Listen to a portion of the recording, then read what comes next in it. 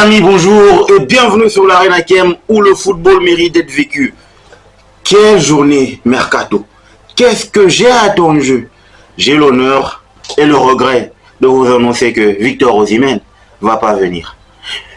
Mais avant que je ne puisse développer cette vidéo, les amis, commence par t'abonner, liker, partager la chaîne, car c'est important, on commence à grandir.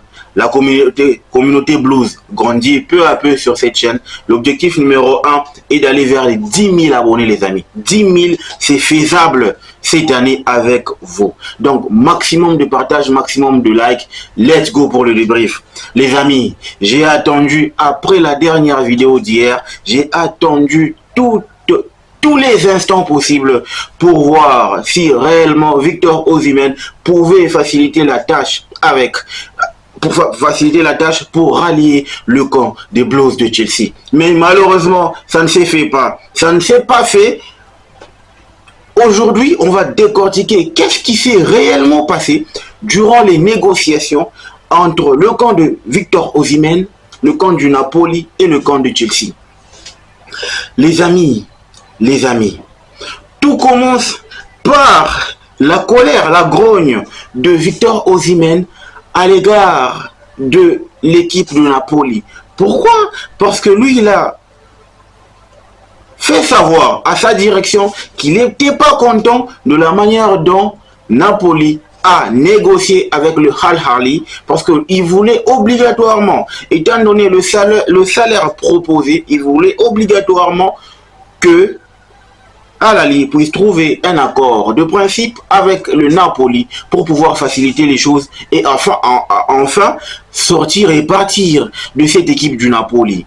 En tout cas, c'était ça le souhait de Victor Osimhen déjà avec son camp. Seulement, Chelsea s'est insurgé parce que Chelsea voulait s'attacher ses services. Et étant donné que Chelsea a fait de lui la priorité numéro 1, Chelsea a fermé les yeux sur Gyökeres, l'attaquant du Sporting Portugal. Chelsea a fermé les yeux sur Ivan Toney, l'attaquant de Brentford. Et Chelsea a jeté son dévolu sur Victor Osimhen. À partir de ce moment-là, Chelsea n'avait Dieu que sur Victor Osimhen, les amis. Alors, le deal a commencé à partir du moment où le camp de Chelsea, composé de deux directeurs, ou encore le directeur et le co-directeur du département de recrutement et d'effectifs, etc. Ils ont rallié le camp du Napoli en Italie pour aller négocier en direct avec Victor Osimhen. C'est là que les choses ont vraiment accéléré, parce que là, on s'est dit, enfin, à partir du moment où Chelsea envoie ces deux-là pour négocier en direct, il y a toujours gain de cause. Seulement, on ne s'est pas aperçu que sur ce coup-là, il fallait rencontrer un monsieur du nom de Aurelio De Laurentiis, le président du Napoli. En tout cas, petite parenthèse, même Mikel Arteta a toujours dit que c'était pas une bonne personne, parce que dans la négociation, c'est un gars qui est gourmand, il n'a pas de l'empathie au fait, il peut pas comprendre, lui c'est que du business, mais il est en train de faire du business vraiment de mauvaise manière. Quand c'est lui qui est dans le besoin, il fait le tout pour pouvoir vous convaincre et avoir ce qu'il veut. Mais quand c'est l'autre qui est dans le besoin, il met les couacs et les bâtons dans le roue. C'est pour ça que moi je me suis toujours dit qu'Aurelio De Laurentiis, ce n'est pas un gars avec qui on peut négocier. C'est pas la première fois, les amis. C'est pas la première fois que Aurelio De Laurentiis met des bâtons dans le roue à cette équipe de Chelsea. Nous, avec Lukaku, on a bien négocié et ça s'est bien passé. Mais il n'a jamais voulu négocier de fort belle manière afin de nous donner gain de cause dans ce que nous cherchions. C'est pour ça que Aurelio De Laurentiis, d'un côté, était un couac dans la négociation ou dans l'avancée, n'est-ce pas, du deal entre Victor Osimhen et le camp de Chelsea. Dans l'autre camp, Victor Osimhen, qui n'était pas enclin, les amis, à l'idée de recevoir un salaire maigre. Parce que cette fois-là, on dit, Chelsea a offert un salaire de 4 millions par saison, plus 4 millions de bonus, dont 2 millions pour une probable qualification pour la Champions League et 2 millions pour le nombre de buts par apparition. Ok? La bonne nouvelle, c'est que c'est au moins le quota ou encore le salaire qu'a proposé Chelsea. Victor Osimhen a réfléchi. Victor Osimhen a un camp qui est vraiment chargé à pouvoir tout tabler avant de prendre une décision, c'est-à-dire autour de son équipe. Ils ont bien réfléchi. Il était en train, il tournait autour de 10 à 11 millions d'euros la saison avec le Napoli. Mais avoir Chelsea lui proposer 4 millions, plus 4 millions de bonus. En tout cas, Chelsea a fait ça plus de 7 fois durant la journée pour tenter de trouver un compromis avec le Napoli et Victor Osimhen. Mais malheureusement, Victor Osimhen a réfléchi sur ça. Il a dit, niet, ça va pas aller. Oui, c'est vrai, il est enclin, il a donné sa priorité à jouer pour l'équipe de Chelsea. Qu'est-ce qu'on n'a pas fait, les amis? Michael Obi, John Obi, Mikel, Didier Drogba, moi y compris, on a tout fait pour convaincre Victor Osimhen via les médias, mais malheureusement, le gars a essayé de comprendre. Si seulement, moi je me dis, si seulement on pouvait rivaliser avec le salaire du Napoli, genre arriver minimum à 10 millions d'euros la saison et proposer quelques bonus, je pense pour moi que Victor Osimhen accepterait le deal de signer pour Chelsea. Mais malheureusement, ça ne s'est pas fait parce qu'on a eu deux gros couacs, Aurelio De Laurentiis, le président du Napoli, et le camp de Victor Osimhen. Parce que vous savez, il a un camp à nourrir, il a une situation à nourrir. Parce que quand on se rallie également sur ce que a dit réellement Fabrizio Romano avec il dit breaking Victor Osimhen deal now off as non-agreement has been reached.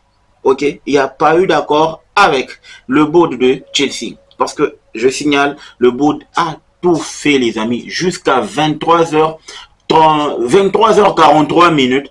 Parce que jusqu'à 23h43 minutes, c'était possible de pouvoir trouver un deal, négocier avec le Napoli, envoyer tous les documents pour pas avoir des problèmes avec la Première Ligue et la FIFA en ce qui concerne l'enregistrement des nouveaux joueurs. Mais malheureusement, il dit encore, il renchérit, il dit, if nothing happens from Saudi next 3 days, Osimhen will stay at Napoli, but not gonna be part of the squad. C'est là que ça devient intéressant, because the relationship currently completely broken as Victor Osimhen doesn't want to play for Napoli. Ok? Donc là où ça devient intéressant, c'est que à partir du moment où Victor Osimhen a tourné le dos à la seule et unique opportunité qui était vraiment faisable pour lui, c'est-à-dire il a jeté, n'est-ce pas, il a tourné le dos à Chelsea, il reste au Napoli, mais il ne va pas jouer pour le Napoli. Il va passer tout son temps à s'entraîner avec l'équipe Espoir ou encore l'équipe U21. Ça veut dire que durant ces 3 jours, si jamais aucun club de l'Arabie Saoudite ne jette son dévolu sur Victor Osimhen, il va cirer le banc jusqu'au mois de janvier. La question c'est, est-ce que, au vu de ces complications qui viennent de surgir sur le deal Victor Osimhen avec l'équipe du Chelsea, est-ce que Chelsea s'intéresserait toujours à Victor Osimhen pour le mercato hivernal? C'est là que réside la question à $1 million. Moi, de mon côté, je pense que on doit traiter Victor Osimhen comme le Real a traité Kylian Mbappé. Pourquoi ça? Normalement, il aurait dû nous dire bien avant que peu importe le mécanisme qu'on envisageait de faire, si jamais on n'arrivait pas à rivaliser avec lui côté salaire, c'était pas la peine de faire le déplacement jusque à Napoli. Tu vois, au moins il aurait pu nous épargner des dépenses, des voyages, des hôtels, des réservations, des restaurants, etc. pour pouvoir négocier avec son camp. Et moi, je pense que Chelsea va le traiter comme Mbappé a été traité avec le Real lorsqu'il a fait capoter le transfert tant voulu par le Real de Madrid. Parce que je signale que le départ de Mbappé pour le Real de Madrid, du moins pour cette saison, c'est le Mbappé qu'il voulait. Le Real n'était pas vraiment enclin à accélérer les choses, mais malheureusement, Mbappé a facilité les choses. Je pense que Chelsea doit aller aussi dans ce sens-là pour permettre à Chelsea de redorer son image. Parce que là, c'est un manque pour moi de considération des efforts qu'a fourni, des efforts que Chelsea a fournis pour pouvoir obtenir gain de cause. C'est ce que j'avais à dire par rapport au cas et à la situation de Victor Osimhen. Les gars, notre ami Victor Osimhen n'a pas voulu s'allier sur nos exigences. On ne peut pas non plus casser la structure de salaire pour un joueur. Victor Osimhen, c'est un grand joueur, oui, mais les institutions de Chelsea, ça reste au-dessus du joueur. On ne peut pas casser toute cette structure, toute cette base salariale pour uniquement satisfaire les désirs, les fantasmes d'un joueur, et ça, on ne peut pas se le permettre. Je ne dis pas que le board a bien fait pour pas signer un attaquant de classe mondiale comme Victor Osimhen, je ne dis pas ça. Mais seulement, on a décidé de faire, n'est-ce pas, confiance à Nicolas Jackson, ce qui nous donne comme possibilité d'avoir Victor Osimhen, d'avoir Nicolas Jackson comme attaquant principal, du moins jusqu'au mercato hivernal. On a quoi après cette fermeture de mercato? On a quoi comme 11 de départ? Le 11 de départ qu'on a actuellement, la première compo, c'est que on a Joao Félix, Nicolas Jackson, Noni Madueke, Enzo Fernandez, Cole Palmer, Caicedo, Moises, Kukurea, Colville, Fofana, Sanchez, ainsi que Reece James. De l'autre côté, l'autre département, on a Marc Guillou qui va jouer comme étant un backup à Nicolas Jackson, Nieto, Sancho, Drewsbury Hall, Kunku, Lavia, Vega,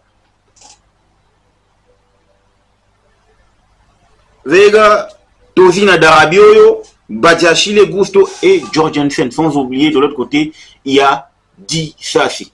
Les amis, je pense que le mercato de Chelsea est clos. Les départs, Raheem Sterling est parti pour Arsenal. J'ose croire qu'il va vraiment essayer de pouvoir les empêcher de remporter la Barclays English Premier League comme il nous a empêché de pouvoir se qualifier pour la Champions League. Trevoh Chalobah pour Crystal Palace. Armando Broja pour Everton.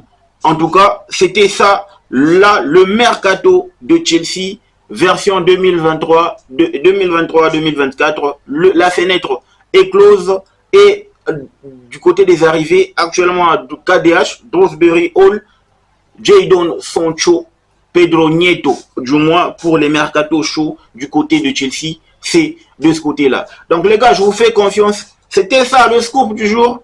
Qu'est-ce qui a fait capoter le transfert de Victor Osimhen à Chelsea? Et surtout, n'oubliez pas de vous abonner, de liker, de partager la chaîne. On commence à grandir. Le football mérite d'être vécu. Ciao!